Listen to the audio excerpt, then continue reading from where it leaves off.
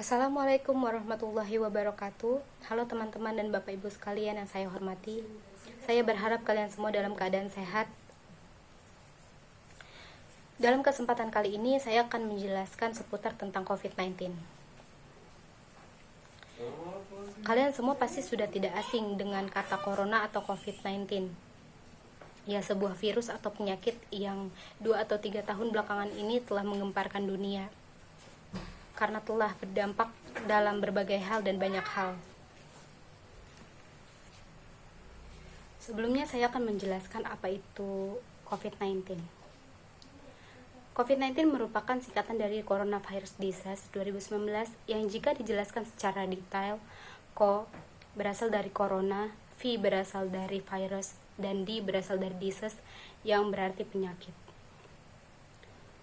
COVID-19 adalah virus baru atau penyakit menular yang menyerang saluran pernapasan.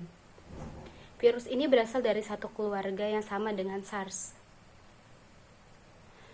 Sebelumnya penyakit ini disebut dengan 2019 novel coronavirus atau 2019 nCoV. Penyakit ini yang disebabkan oleh novel coronavirus yang pertama kali diidentifikasikan di Wuhan, Tiongkok. Sejauh yang kita tahu, virus corona atau COVID-19 sudah menyebar luas di berbagai negara, atau bisa dibilang hampir di seluruh negara di dunia ini.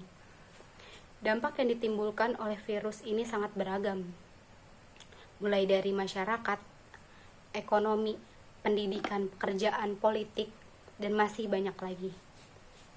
Misalnya, di negara maju pemerintah membuat kebijakan lockdown agar warga tidak keluar rumah untuk mengurangi penyebaran COVID-19.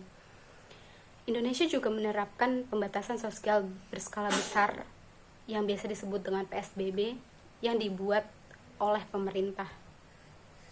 Di awal tahun 2020, akibat COVID-19, dunia menghadapi krisis kesehatan global dan sosial ekonomi yang belum pernah terjadi sebelumnya. Di Indonesia, kehidupan jutaan anak dan keluarga seakan terhenti. Pembatasan sosial dan penutupan sekolah berdampak pada pendidikan, kesehatan mental, dan akses kepada layanan kesehatan dasar. Sebenarnya infeksi coronavirus atau COVID-19 disebabkan oleh virus corona itu sendiri. Kebanyakan virus corona menyebar seperti virus lain pada umumnya yang dapat menular melalui percikan air liur yang dari pengidap batuk atau bersin, menyentuh tangan atau wajah orang yang terinfeksi, dan menyentuh mata, hidung, atau mulut setelah memegang barang yang terkena percikan air liur pengidap coronavirus tersebut.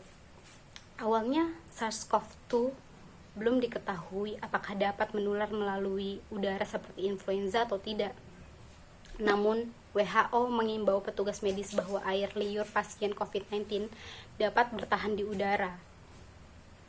Hal ini menyebabkan adanya aturan yang dikeluarkan oleh pemerintah seperti harus menggunakan masker, melakukan social distancing. Bahkan pada awal COVID-19 menyebar luas, masyarakat harus berdiam di rumah masing-masing selama beberapa bulan.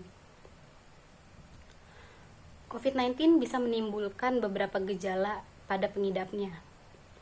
Gejala yang muncul ini bergantung pada jenis virus yang menyerang dan beberapa serius infeksi yang terjadi. Ada beberapa ciri-ciri awal corona, yaitu hidung beringus, sakit kepala, batuk, sakit tenggorokan, demam, merasa tidak enak badan, dan hilangnya kemampuan indera perasa dan penciuman. Namun ada hal yang perlu ditegaskan. Beberapa virus corona dapat menyebabkan gejala yang parah. Infeksinya dapat berubah menjadi bronkitis dan pneumonia disebabkan oleh COVID-19, yang mengakibatkan gejala seperti demam yang cukup tinggi bila mengidap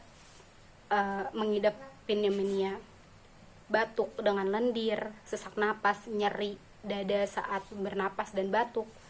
Infeksi bisa semakin parah bila menyerang kelompok individu tertentu. Contohnya seperti orang-orang dengan penyakit jantung dan paru-paru, orang dengan sistem kekebalan yang lemah, bayi, dan lansia. Kemampuan virus baru ini dalam bermutasi juga menjadi salah satu teori yang dipercaya membuatnya mudah menular. Berikut beberapa varian atau mutasi dari virus corona yang telah menyebar, yaitu varian alfa, varian beta, varian delta, varian gamma, varian epsilon, varian lambda, varian zeta, varian eta, varian theta, varian lota, varian mu, varian kappa, dan varian omikron. Dari semua hal itu, kita dapat mencegah terjadinya infeksi corona. Satu-satunya tindakan yang bisa dilakukan untuk mencegah infeksi virus corona adalah vaksinasi. Namun, ada beberapa cara yang dapat dilakukan guna mengurangi resiko terjangkit virus corona ini, yaitu seperti sering-sering mencuci tangan dengan sabun dan air mengalir selama 20 detik hingga bersih. Hindari menyentuh wajah, hidung, mulut saat dalam keadaan kotor dan belum dicuci. Hindari kontak langsung dengan atau berdekatan dengan orang sakit. Hindari menyentuh hewan atau unggas liar. Membersihkan dan mensterilkan permukaan benda yang sering digunakan. Menggunakan masker. Jangan keluar rumah dalam keadaan sakit. Konsumsi vitamin untuk meningkatkan daya tahan tubuh. Tapi belakangan ini masyarakat sudah mulai memahami tentang COVID-19. Mulai dari penyebab, gejala, dan cara mencegahnya, sehingga angka penyebaran COVID-19 mulai menurun. Dan COVID-19 sekarang tidak separah awal-awal menyebarnya COVID-19 yang membuat semua terkena dampaknya. Sekarang COVID-19 bukanlah penyakit atau virus yang begitu serius, tetapi tetap kita harus waspada. Demikianlah penjelasan yang dapat saya sampaikan seputar tentang COVID-19. Semoga bermanfaat bagi kita semua, dan saya mohon maaf sebesar-besarnya jika ada kesalahan dan kekurangan dari penjelasan yang telah saya sampaikan. Dan saya mohon maaf jika ada salah-salah kata atau penyebutan dalam penyampaian saya. Wabillahi taufiq wal hidayah. Wassalamualaikum warahmatullahi wabarakatuh.